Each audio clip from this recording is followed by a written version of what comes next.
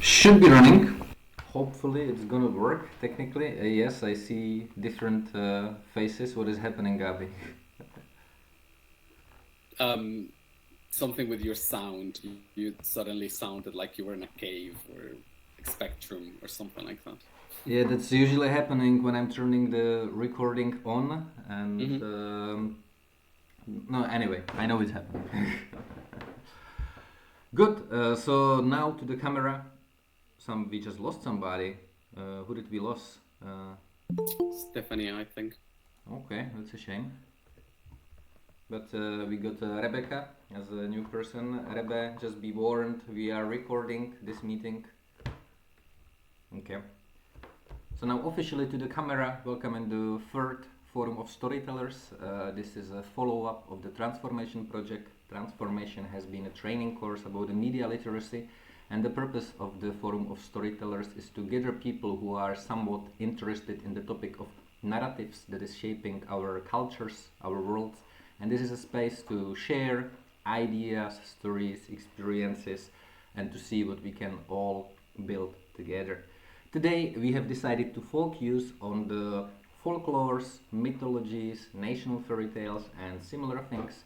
And I know that some of you had prepared some short stories for us. So let me just check with you. Who of you would like to share a story today? Me. Okay. Two. Rebe maybe? Okay. I'm having something as a backup, but true to be said, I'm running the whole day, so I'm not very ready for it. So let's see. Rui, do you have something?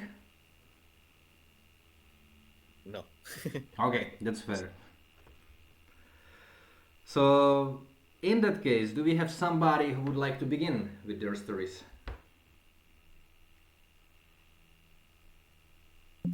Oh, and there is someone else coming.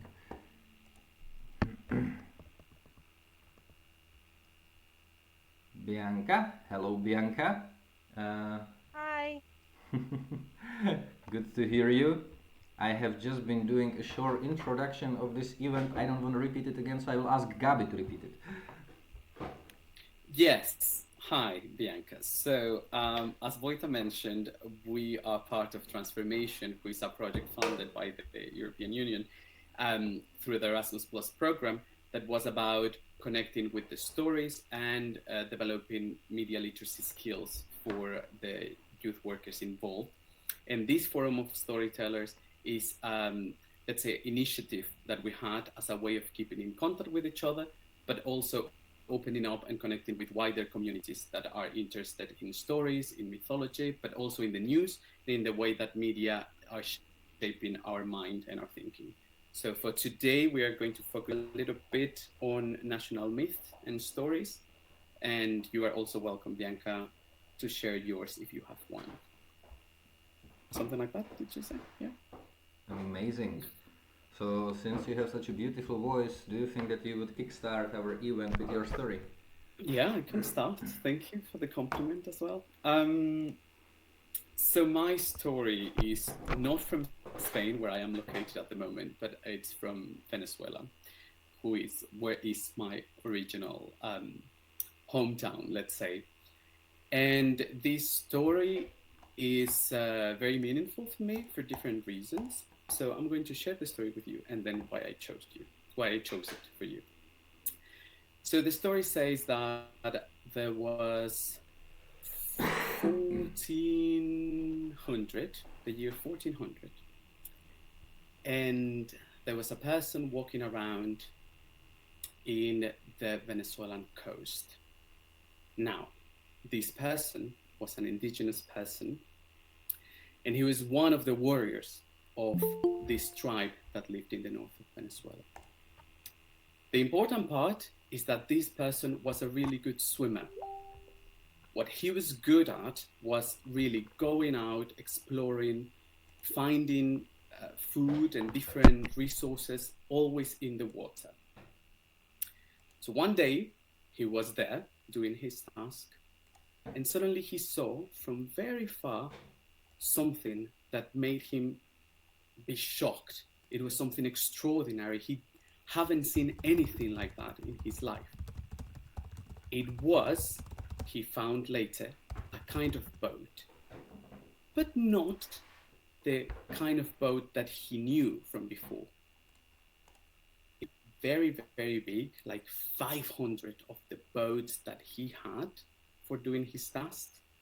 And also, it was very, very, very tall, with some very huge clothes, white clothes, which were basically part of the sails. Yes, what he was seeing was a very, very big ship. Now, for him, this was a big surprise, not only because of that, but also because of the little beings that he saw on top of that. He saw lots of people dressed with very weird pieces of clothes, and he recognized that they were similar to him, but maybe not exactly the same. And from all of those figures, one particular one called his attention. It was this other person covered in some kind of pink clothes. And very importantly, this person was looking at him, even from very far, waving, saying hi. He didn't quite know that sign, actually. For him, this was not a hi. It was something strange, but he recognized a similar person. When they came closer with the ship and went off, he could see this person from very, very close. And he realized that he was feeling something that he didn't feel before, which was love. These people from the ship stayed there for around 5 days, and then they left. And when they left, he, that was just getting to know who they were and what they were doing, was really sad. And he was so sad that he didn't have the energy or the will to go out and to do his tasks anymore. And he was so, so sad that he started crying and crying and crying and crying. And he cried so much that with his tears, he created a kind of a lake inside of the sea area where he was always. It was so painful for him to have had the opportunity to get closer to that being, and only 5 days later to lose it, that he couldn't do his things anymore. And he was so sad that he, with his tears, created a lake inside the sea. And that lake we can visit even till now in the north of Venezuela. This is a myth that is from the north, as I said, of my country. And it is an important representation of the beauty that can be born from pain, representing in this case, this idea of the colonization and the lost chance of getting to know each other in a beautiful way, but actually receiving only oppression and very easily going away, taking our hopes from the locals that were back there in that time. Something like that. That's my myth for today. Thank you. It was so inspiring. Thank you very much, Gabi. We are having two new visitors. I see 𝘀𝘁cie I don't know if I read it correctly. Your mic is off.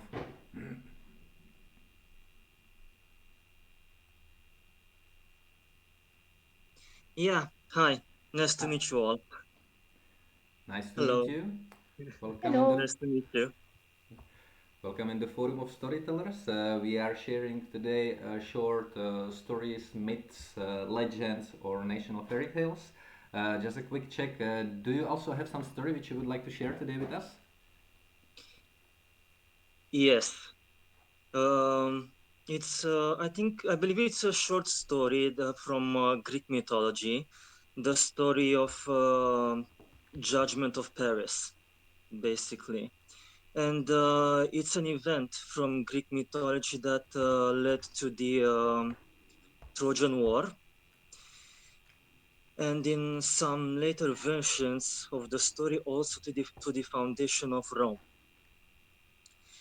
So what happened was that Eris, the goddess of discord, strife, and chaos, was not invited to the marriage of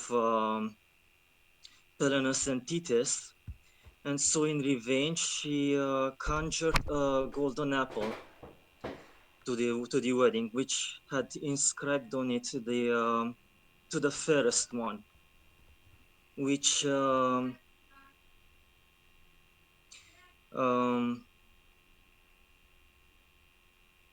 which ignited the vanity contest between Athena, Aphrodite, and Hera. And so they chose Paris to choose between them who is the fairest one.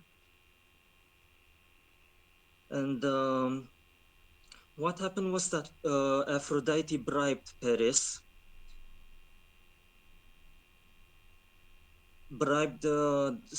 she promised him the most beautiful woman in the world, which was Helen of Troy, who was also the wife of Menelaus. And so he chose her to be the fairest one.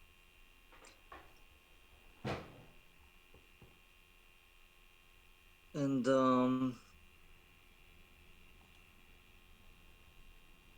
when he took Helen off to Troy, the Greeks invaded Troy in order to get her back. And this was the start of the Trojan War. And that was it for my story. Thank you very much. Thank you. Yeah, we can do this like a silent applause. That's a nice idea. Yeah, sorry, it's my first time. Sorry. It's very nice. Two questions. Are you from Greece? No, I'm not. I'm from Romania. Okay. So what inspired you to bring this story? Well, ever since I was a child, I was obsessed with mythology in general. And I wanted to choose something that was not very popular. And that's how I decided to share this story. Okay, thank you very much. Thank you. So I don't know if there are some questions from the forum coming or if we are going for another story.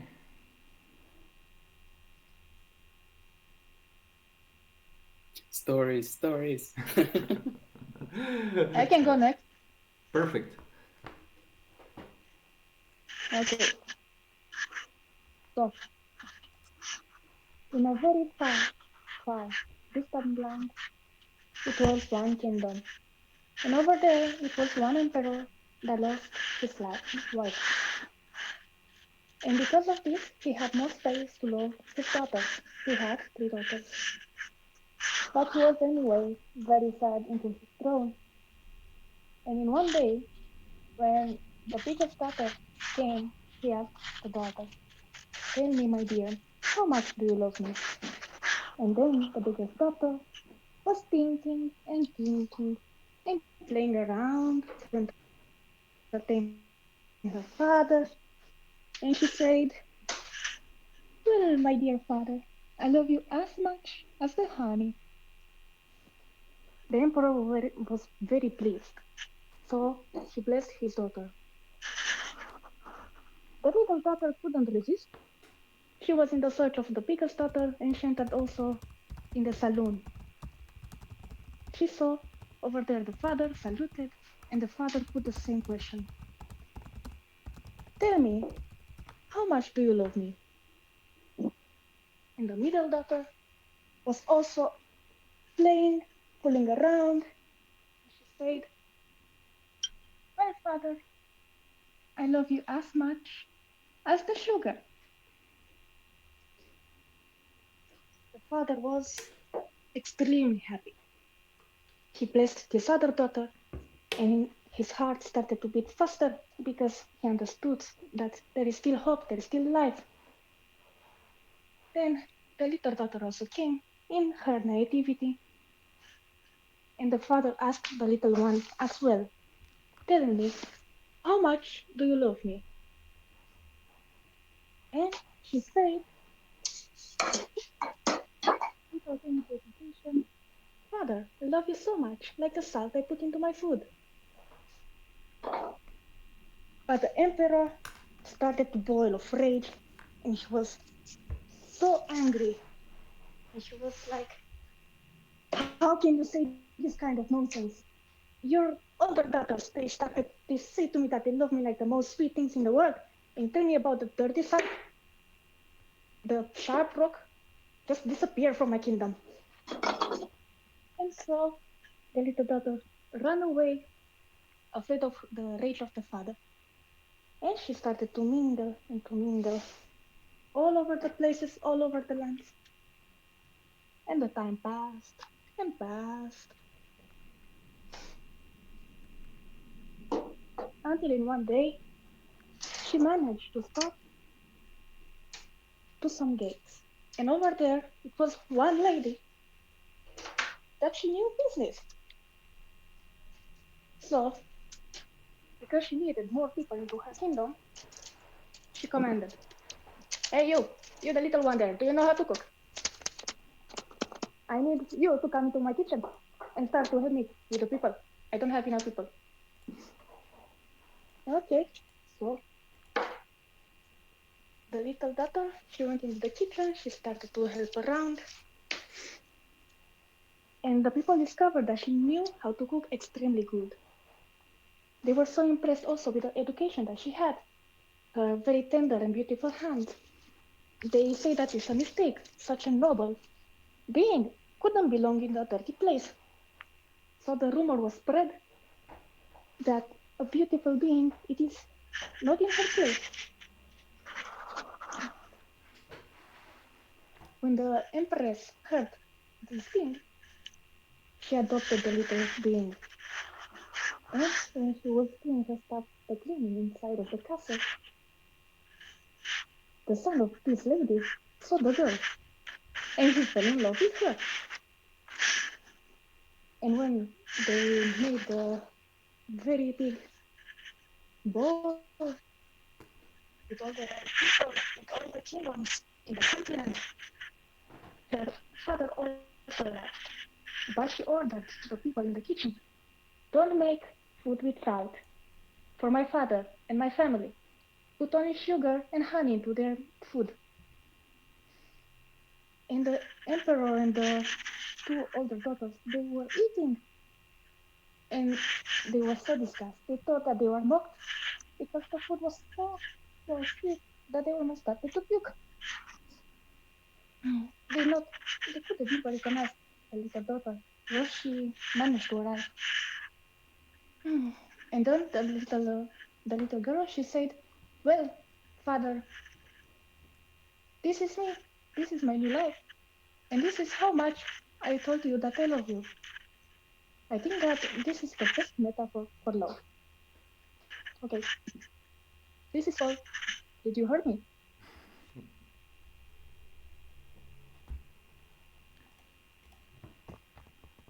That was beautiful.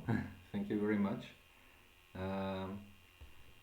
There was a lot of noises, at least in my mic. So as I also wrote to the chat, when somebody is telling the stories, please turn off your mics so we limit the white noise. And maybe I will ask the forum if they have any questions to Steph right now.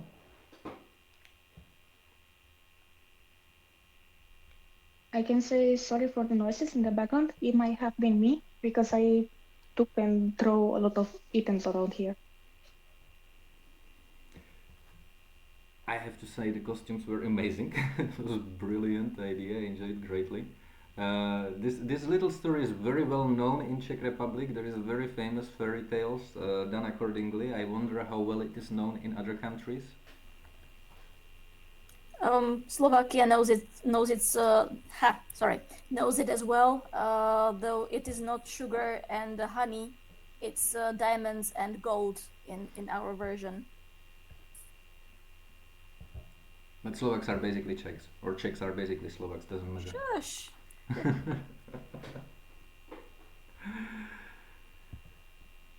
Okay. If we don't have any more questions, yes, Gabi?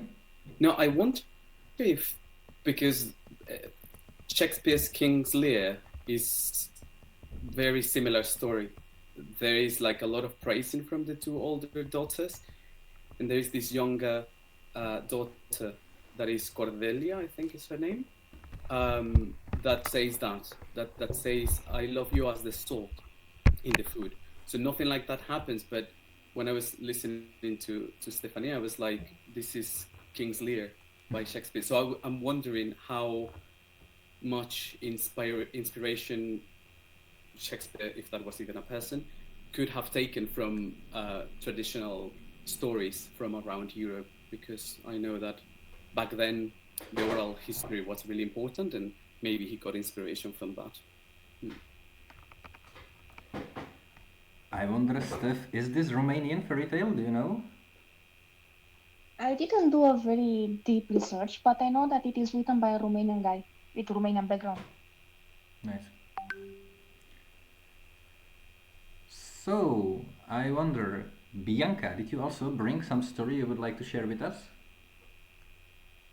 Right now, no, I was just enjoying how this thing works, and I was just reading about it in the Facebook page. And it amazes me how people from Europe just gather to have this space and just tell their stories and what moved them in their, I don't know, because I saw people choosing stories from their own countries, and it's amazing how they chose those stories to somehow represent themselves a bit. Like something in those stories moved something in the people. Thank you. So maybe Rebe, would you like to share? All right. Well, this was, sorry, not intended. Let me fix this.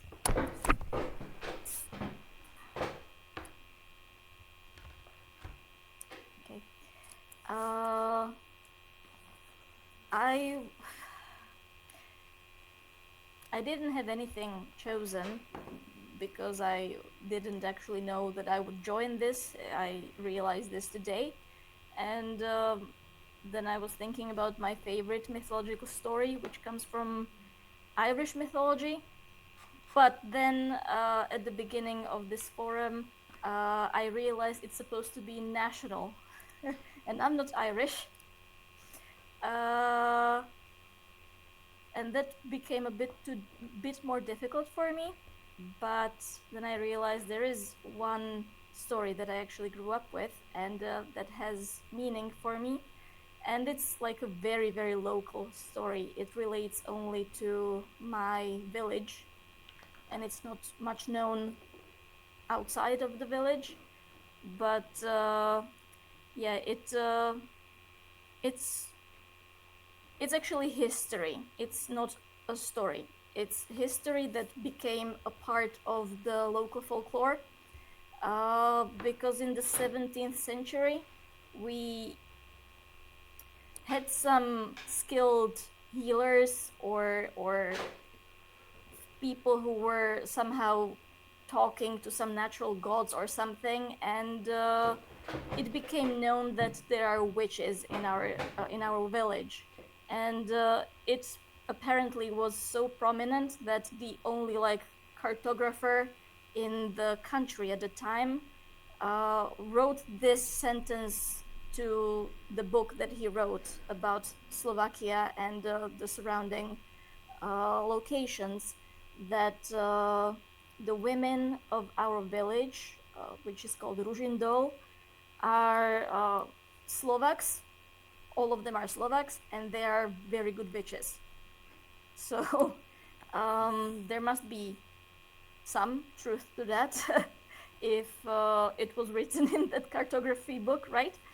But the thing is, the most interesting part about this is that we are really proud that we have the last witches of Slovakia. That was something like really whispered on the streets, like children were sharing this among each other, that we had the last witches. And some years ago, like the officials of the village developed this story into like a performance. Then there was a burning of a witch happening on the streets by some like theater performer, and the church was really not very pleased about that because we have like people there are strong Christians, so there was this tension. And I'm getting lost in it, but what I want to point out is what's really interesting for me is when I was researching this part about the last witches, I realized that other towns and villages in Slovakia also have the same story, that they had the last witches of Slovakia. And well, then I was doing some like date checking, who is actually correct, who had the last witches of Slovakia, and it's not us, though we come second to last. Like we are nearly there, it's some other town in Slovakia.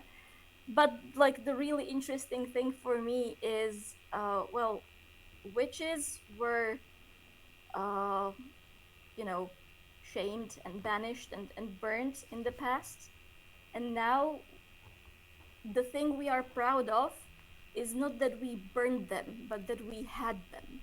And it's not really only about our village, but also about the other towns in Slovakia.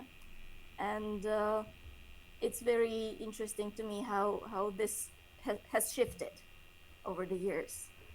How something so like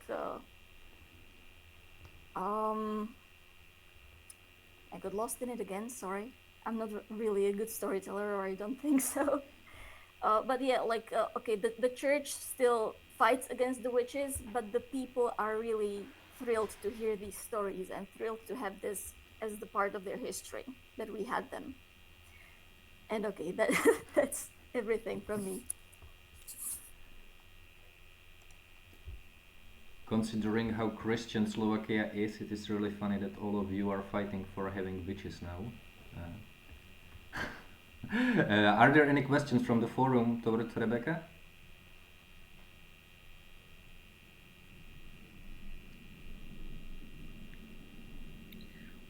What was the marking of the last witches? What was it, like the last burning of the witch, or like how? Because you were saying that you were like checking the date, so the date of the last burning or the date of the last scene? It was the date of the last trials. Okay. Witch trials, yeah. And then they were not actually burnt, but beheaded. Thank you. So we are getting morbid. Okay, I will check with Veronica and Teresa if by any chance they actually feel they have a story they want to share.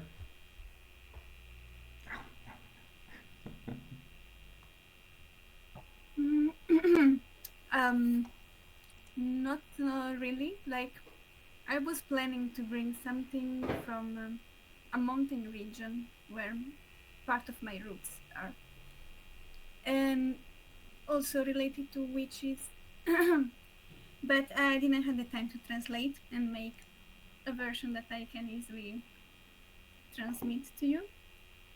So the only thing that comes to my mind that I know by heart, but it's not really national, it's something like I grew up with my dad telling me and my sister stories that he was creating for us, just while he was telling them to us.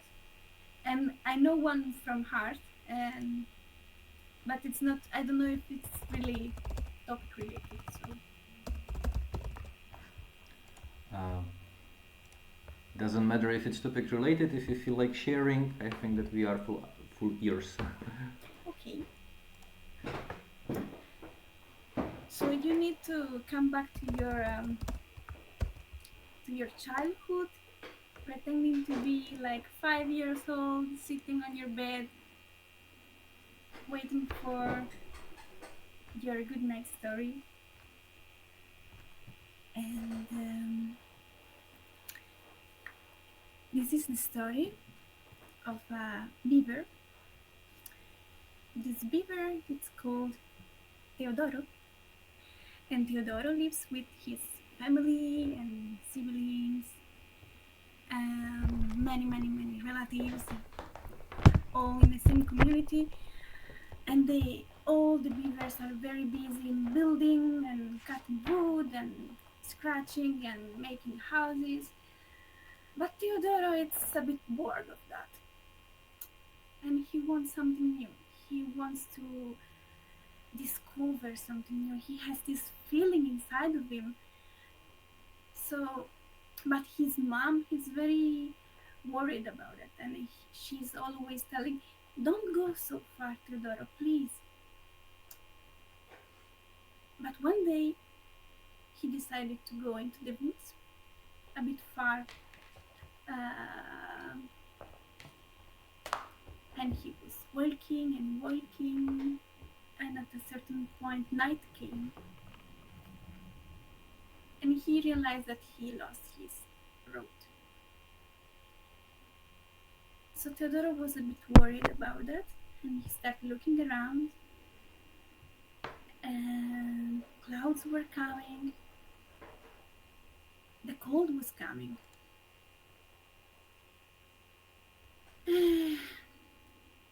So he decided that the smarter choice was to find a nice place where to sleep.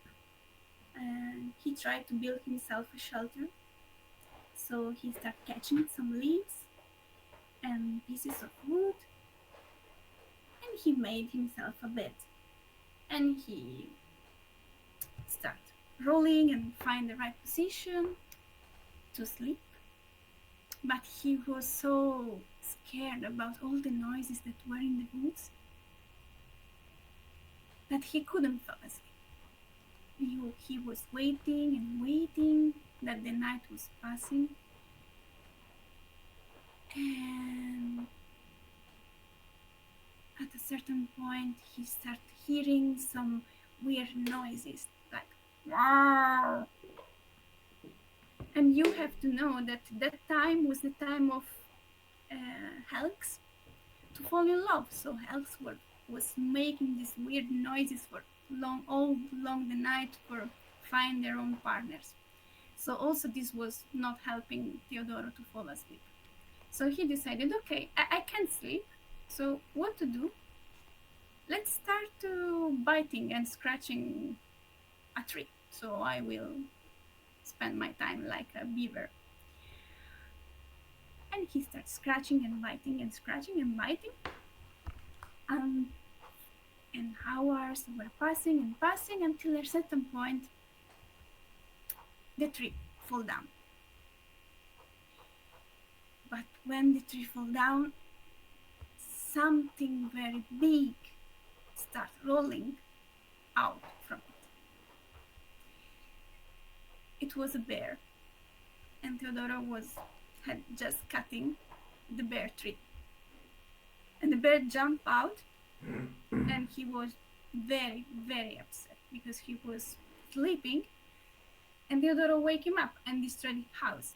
So he started roaring against 𝗕𝗿𝗀𝗀𝗀𝗀, and he said, "If you will find another tree with a hole big enough to contain a bear, I will not eat you." So 𝗕𝗿𝗀𝗀𝗀𝗀 starts running around the wood, and the story goes on, and he's trying to find this tree with a hole big enough to contain a bear, but it's really, really struggling because the bear was very big. And he will receive some help. Like in my dad's stories, usually there were some magical helpers arriving, and in this case it's a woodpecker that start flying around the wood to help Teodoro to find the tree. And in the meanwhile, Teodoro's family start going in the wood, calling him and looking for him.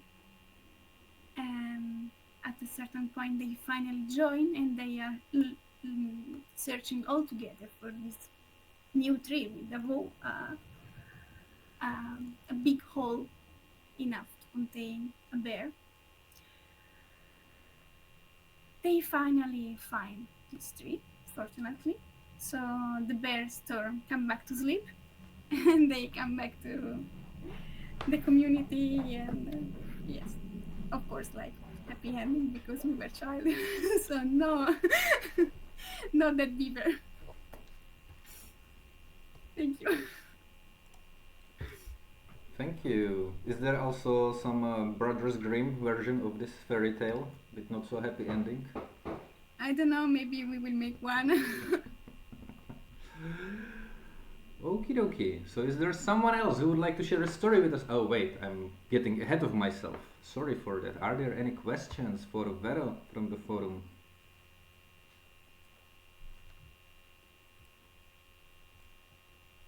I have. Can you please remind me, why do you like it so much? Well, my dad made it for me. So it is yes, he invented for me and my sister. Mm-hmm. And this is one of the...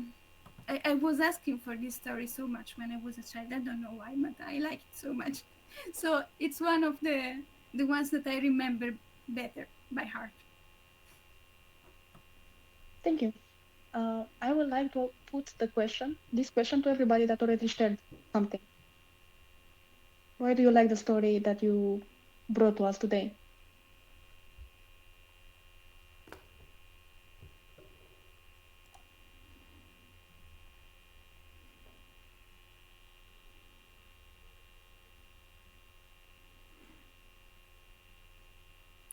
I can say that for me, my story reflects the duality of an action, of a situation, how it can be very beautiful, but also with like not so beautiful underlying. And actually, it is, as I said, a particular place in Venezuela where you can see is like a small lake inside of the sea. So it's the foundation of that lake and how it was created. So for me, one thing is that duality, that beautiful things might also come with some pain and deep pain. And also, for me, I like this idea of the possibility. What could have happened if, like, his first impulse was, I want to meet them, I want to love them, but actually it didn't happen. It happened in another not so nice way. But what could have happened? That's also for me the important part of this story that invites me to dream of an alternative and what other things could have happened.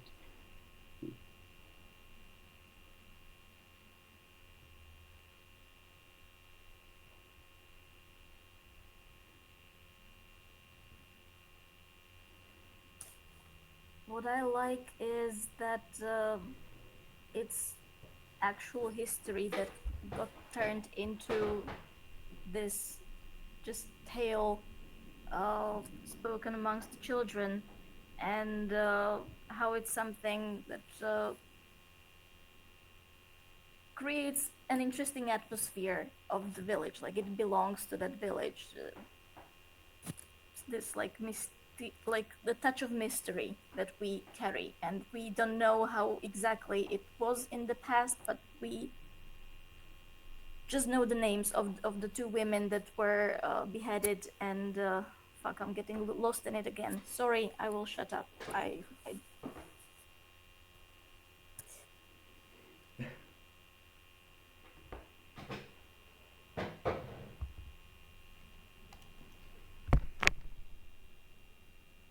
Ruzi, do you also want to answer to Steph's question?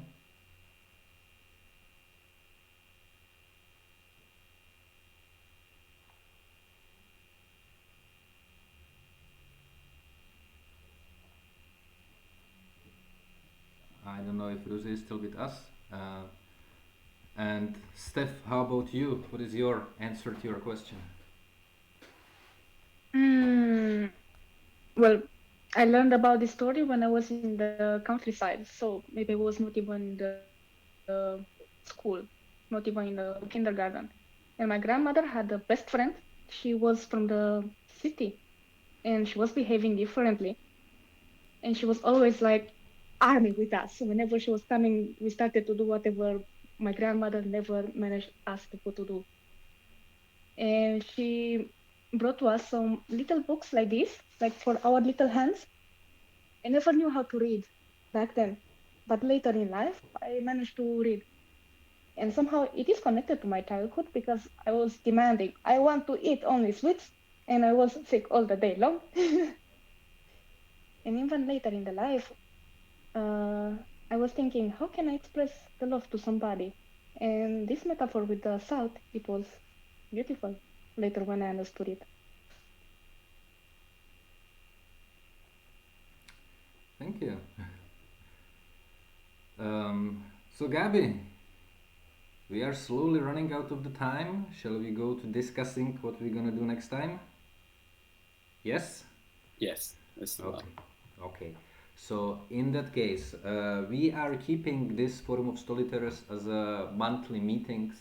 We want to keep them for 1 hour, and we also want to get inputs from the people from the forum itself. So the question to you is, do you have a topic in mind you would like to dedicate the next meeting to?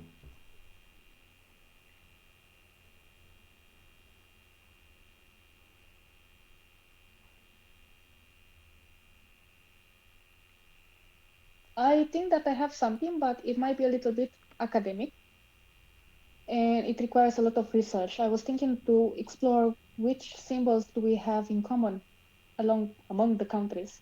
Like this thing with the 3 daughters, 3 days, 3 challenges, 3 whatever, for example. But we can choose altogether one topic. Oh, that's pretty. Sounds very nice. I'm not sure how to do it practically yet. Any other ideas or wishes from the forum?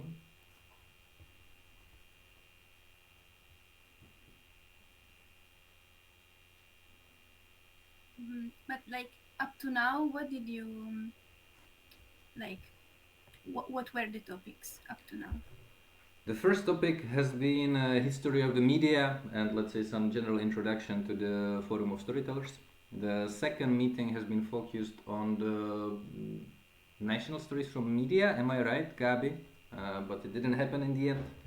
It was more connected, like current stories, like something that is happening right now in our countries that we wanted to share with the rest and kind of get a sense of what is the situation and something that is pressing or important in our countries. Today we are busy a little bit with the mythology, so it's some like basically historical background to our cultures, and we are discovering what is for the future.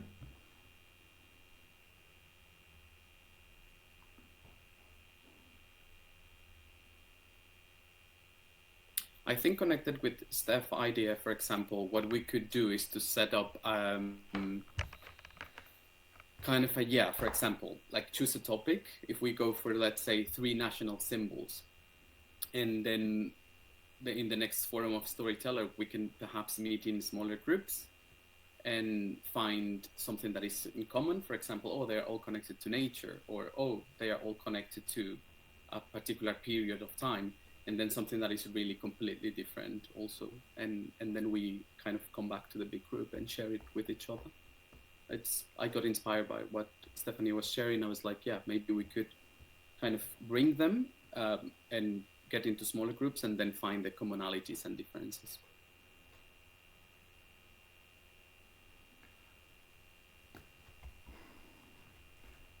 So Gabi, do we have some homework for people who had joined us, or shall we do it in the way that we will make a plan and announce it online again?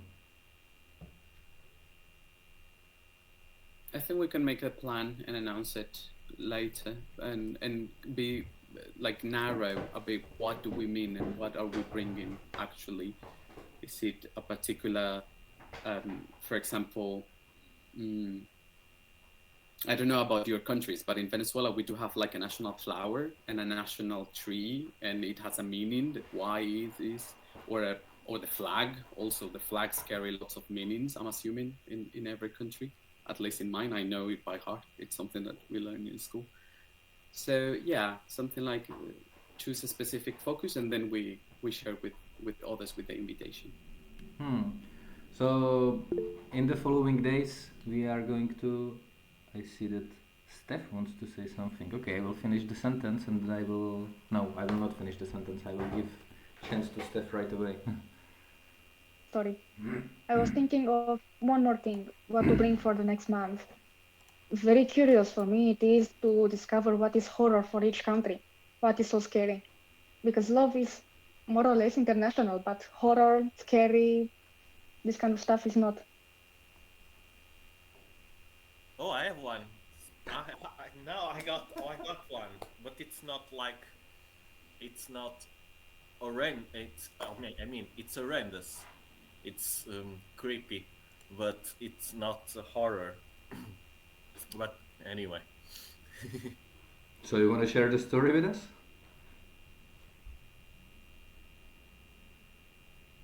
Rui? I don't know. It's just out of my head. I can sum it up. It's like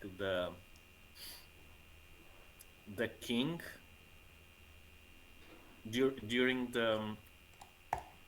the period after the what's called the pest.